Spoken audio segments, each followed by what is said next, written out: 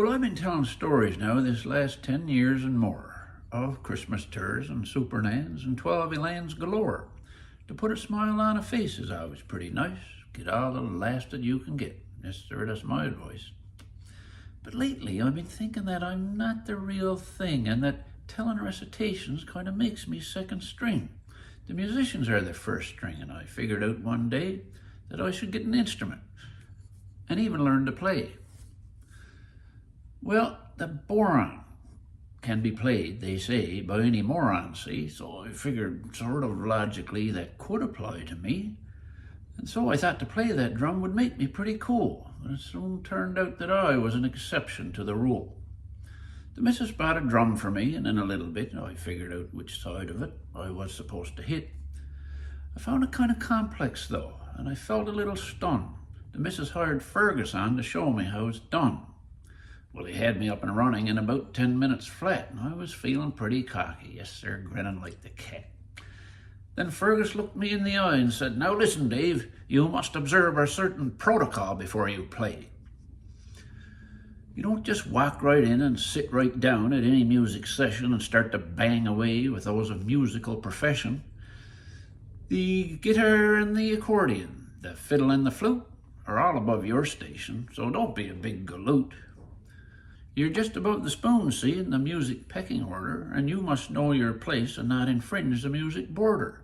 Or a fiddle player may glare at you and turn you to an icicle, or you could be assaulted with a tambourine or bicycle. And if the judge presiding is an accordionist, then he won't be sympathetic and your case will be dismissed. He'll scold the prosecutor, he'll lecture all the cops, he'll compensate the players, yes, he'll pull out all the stops." Well, I was kind of shook up now, as you may understand. As Fergus left the house, I thought, this isn't what I planned. But then I got my courage back and said, no matter what the facts is, I'm going to play my drum, sir. All I got to do is practice. In order not to drive my wife, I practiced on the patio. I practiced every day for hours, watched every YouTube video. I played along with every song that came up on the radio. And by and by I figured I was quite the boron laddie-o. And eventually I figured I was through with boron lessons, that I was surely good enough for any St. John's session. My hard work and my practicing would now come to fruition, because I was now the real thing, sir. I was a musician.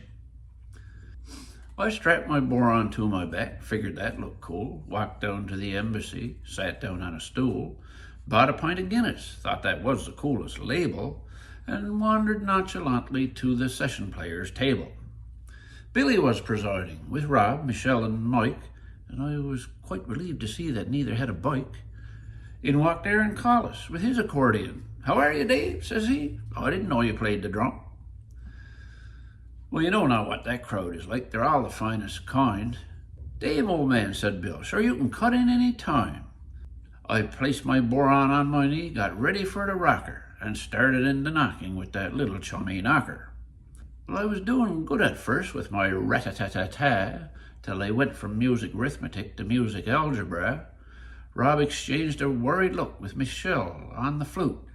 Oh my, thought I, what did Fergus say about a big galoot? I was sweating hard by now, barely holding things together. The others played relaxedly and talked about the weather. Then they changed the beat again, and I felt a sense of doom. My chummy locker left my hand and sailed across the room. Pauline was seated at the bar. He saw my look of fear, and he smiled when my chummy knocker splashed down in his beer.